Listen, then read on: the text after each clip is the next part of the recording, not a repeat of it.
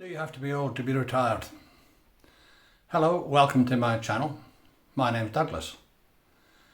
Do you have to be old to be retired? Do you have to be old when you're retired? No and no are the answers in my opinion. I know, and I'm sure you know, people who've retired early or who've reached retirement age, but they're still working. Maybe you're in one of those categories yourself. There are subcategories as well, like the one I'm in for a start. Retired, but not wanting to be. I'd rather still be working.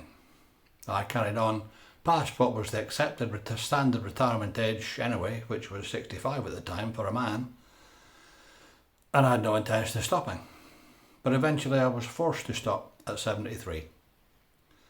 Mentally, I don't feel that old or anywhere near, but I don't really know how old you're supposed to feel at 80 anyway.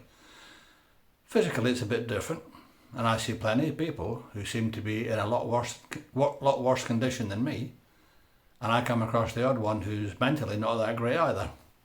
Sounds a bit hard-hearted maybe, but I'm just being realistic. People who've had a high proportion of manual work in their career tend to be keener on stopping work, in my experience, simply because your skeleton quite often gets a bit overworked and worn and starts to protest. High-level sports people can often get the same. And once this happens, sometimes you can move on to other less strenuous jobs, but there's plenty of people who don't want to do that and are only too pleased to just relax and take life easy. My own skeleton's a bit knackered these days. It took a bit more of a beating when I had polymyalgia, which I mentioned before, and I've had an unreliable back for many years. It's completely fine for weeks and then suddenly becomes cripplingly painful for no traceable reason.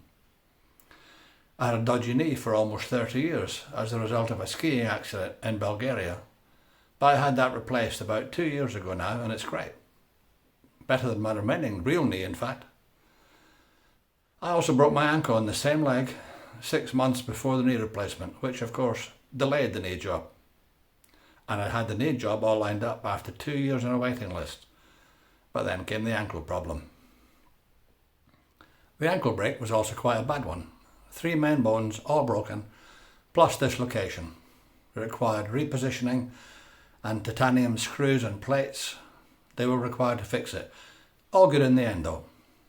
Exercise, physiotherapy and painkillers were required for recovery from both of these things, and a good deal of perseverance. Mentally I feel okay. I'm sure you'll tell me if I start rambling and talking rubbish. In fact, please do.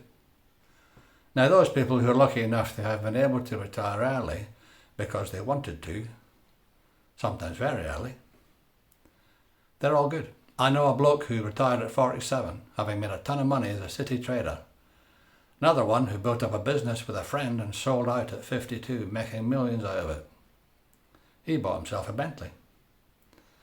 But I also know a multimillionaire who at 69 is not only still working in an international metals company, but just 4 years ago he set up a new business of his own, maintaining and supplying racing cars, mostly Ferraris.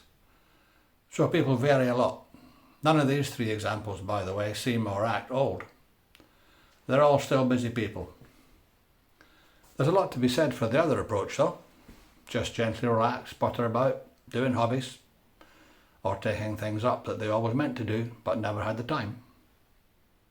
For some people, they become prize-winning gardeners, or just gardeners, or very competent artists. Quite a few write books. They say we all have at least one book in us. I've written one myself, which is very short and hasn't done very well at all. I don't know if I'll ever try again. Catching up with old friends who you haven't seen much of for years, that's another thing. And taking the time to travel to see them, if they're far away. Holidays, of course, are always pretty popular with retirees. Maybe somewhere warm for a few weeks, different food, local sights, sounds, people, making plenty of new friends. Cruises on the high seas, many people dream of that for years before finally achieving it. That one's not for me though. I'd absolutely hate it. I don't like the thought of being trapped in a large tin can for weeks with a load of other people just like me. What would you really like to do if you could? Doesn't have to involve loads of cash.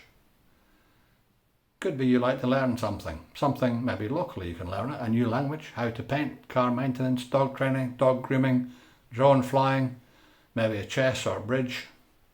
There's all sorts of stuff out there.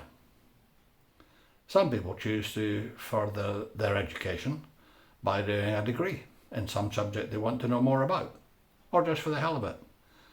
The Open University offers dozens and dozens of subjects leading to a BA or BSc. They offer courses in creative writing as well, to refer back to writing a book, like I mentioned. So basically, the thing about retirement is what it means is a kind of freedom. You don't have to do what you've been doing for years if you don't want to. Finances allowing, you can do anything you want, anything you feel able to. Sell your house, sail around the world, buy a motorhome, have a marathon tour of Europe, climb the Munros. You can do all this stuff with a partner, with friends, or on your own, because it's your choice. I hope I've given you some ideas here, or helped to loosen up what you're thinking. If you feel so inclined, please hit the like and subscribe buttons so you don't miss the next post. Thanks for watching and hope to see you soon. Bye.